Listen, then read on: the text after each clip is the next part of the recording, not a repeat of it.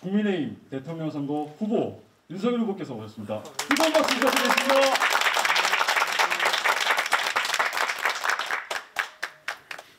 지금 방역 패스하고 또 거리두기로 실내 체육관 이 업계도 고충이 많은 것으로 이렇게 알고 있습니다. 오늘 이제 저희들이 그동안 계속 주장을 해왔고 또 얼마 전에 법원의 그 방역 패스 효력정지 가처분 이런 것들이 좀 반영이 돼서 오늘 일부 방역 패스 적용이 좀 풀리기는 했습니다만은 여전히 실내 체육관은 거기서 제외가 됐고 또 거리두기 이런 건 뭐 종전하고 똑같이 좀 돼 있어서 실제 그 피해가 어느 정도인지 또 합리적인 그 방역 대책과 거리두기는 실제 해 보니까 뭐 전문가는 그 방역 전문가는 아니어도 다른데 비교해서 실내 체육관도 이 정도면은 괜찮겠다라고 하는 그런 상식적인 그런 좀 여러분들의 제언 이런 것들을 좀 듣고 싶습니다. 사실 이 전문가들의 그 판단에 따라서 국민들에게 어떤 그 활동 제한 이런 거를 경제 활동에 제한을 가하려고 하면은 사회 활동이나 경제 활동에 제한 뭐 또 식당이나 이 헬스클럽을 출입하는 국민들 입장에서 볼 때는 개인적인 활동이지만 또 그걸 운영하는 분들 입장에서 볼 때는 경제 활동이 되는 것이죠. 그걸 이제 제한하려고 그러면 합리적인 이제 근거를 제시를 해야 되는데 합리적인 근거의 제시가 없어요. 그냥 무조건 이렇게 하는 거다 이렇게 발표하고 그냥 마는 거고 그래서 아니 이러이러한 거는 좀 풀어야지 아니 시간 제한은 불합리한 거 아니냐 코로나 바이러스가 밤 뭐 9시 전에는 활발하게 안 움직이다가 9시 넘어가면 이게 뭐 활동성이 많아진다는 그런 근거가 없지 않냐 그러면 그래도 전문가 입장에서 볼 때 전체적으로 9시로 끊게 되면은 전체적인 우리나라 국민들 전체의 이 활동을 좀 제한을 하면 그래도 코로나가 나아진다. 이게 되게 막연한 얘기입니다. 굉장히 막연한 얘기예요. 그 뭐 전문가라는 분들이 나와서 또 기자들이 이렇게 되면은 또 한 말씀씩 하셔. 그런데 그걸 영업을 하는 사람 입장에서 볼 때는 피눈물이 나는 얘기인데 그렇게 막연한 이럴 가능성이 좀 코로나 확산이 좀 나아질 가능성이 있다라는 거 가지고 이런 영업 자체를 아예 못하게 하고 보상도 안 해준다는 말이에요. 난 이거는 대단히 잘못됐다고 생각을 합니다. 그리고 실내 공기를 정화하기 위한 이런 장치들이 많이 있잖아요. 그리고 실제로 헤파 필터 이런 거를 하게 되면은 한 90% 정도 줄어든다고 하는데 그런 거는 정부가 지원을 빨리빨리 해야 된다고 봅니다. 돈이 아무리 많이 들더라도 그거 다 국민 세금 아니냐 하지만 세금을 쓰는 데 있어서도 우선순위가 있는 거예요. 우선순위가.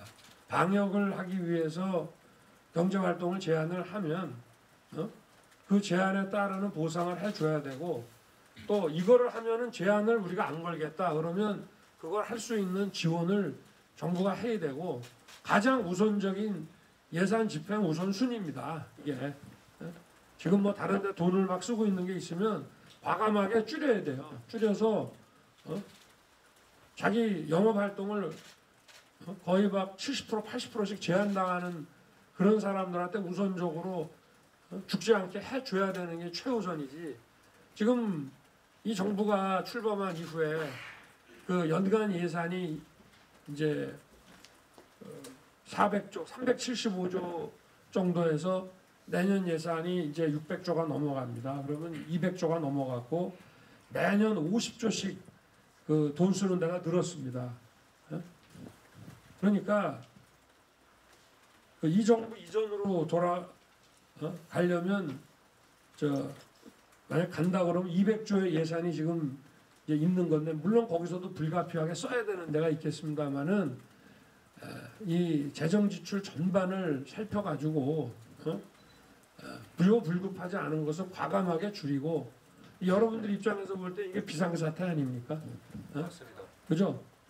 이게 비대면으로 뭐 사업을 하거나 회사 생활을 해도 전혀 문제가 없고 오히려 좋다 이런 분들도 있겠지만 여러분 입장에서 보면 이거는 거의 비상사태고 공황이 온 거랑 똑같은 거 아닙니까? 네, 맞습니다. 네. 이게 IMF 같은 뭐 이런 일종의 그 신용공황 상태가 그런 사태가 딱 오면은 대부분의 국민들이 그걸 느끼지만 이 코로나는 일부 국민들한테는 이게 경제 공황이에요. 이게 또 일부한테는 아닐 수도 있겠지만 그러면 여기에 대한 정부는 그 비상 그 조치를 해야 됩니다.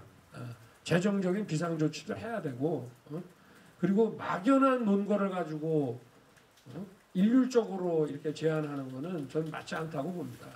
그래서 일단 실내 그 환기를 이런 실내 헬스클럽이라든가 뭐 식당이라든지 뭐 독서실이라든지 뭐 영화관 뭐 이런 데도 일단 실내 환기를 정화할 수 있게 그리고 그거는 코로나 끝나고 나서도 계속 가동을 하는 게 좋습니다.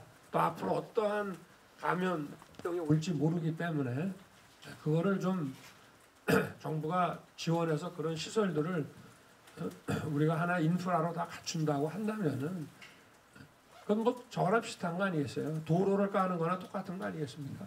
그것도 하나 SOC죠. 그렇게 해서 해놓고 시간 제한은 가급적 저는 피하는 게 맞다고 봅니다. 그리고 마스크를 쓰는 데에는 이 거리두기도 한 2배 정도 좀 늘리고 아니 마스크를 벗고 하는데도 실내 공기가 제대로 저게 되면은 좀 거리두기도 좀 완화시키고 또 마스크를 계속 쓰고 있는 데는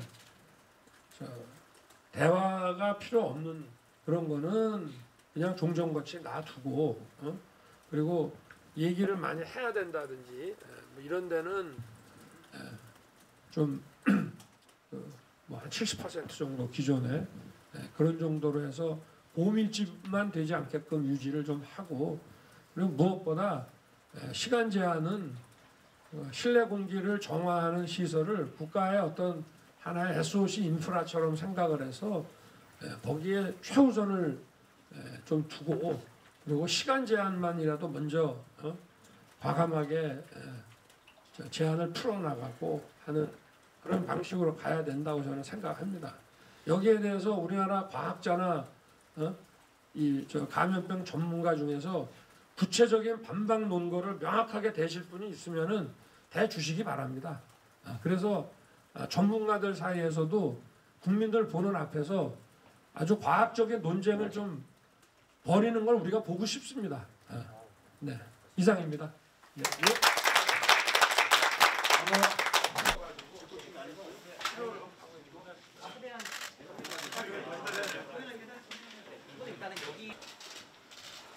네, 마지막 하나요. 5. 오케이. 운동을 게을리 하지 않았는데 네네. 코로나 오고 나서 3보 정도 하다가 네. 정치를 시작하고는 이제 전혀 운동을 못했습니다. 네. 근데 오늘 이렇게 실내 체육관에 와서 하체 운동도 하고 네. 또 트레드밀도 걷고 네네. 또 뭐 벤치프레스도 좀 하니까 네. 땀도 좀 나고 기분이 아주 상큼해지는 것 같습니다.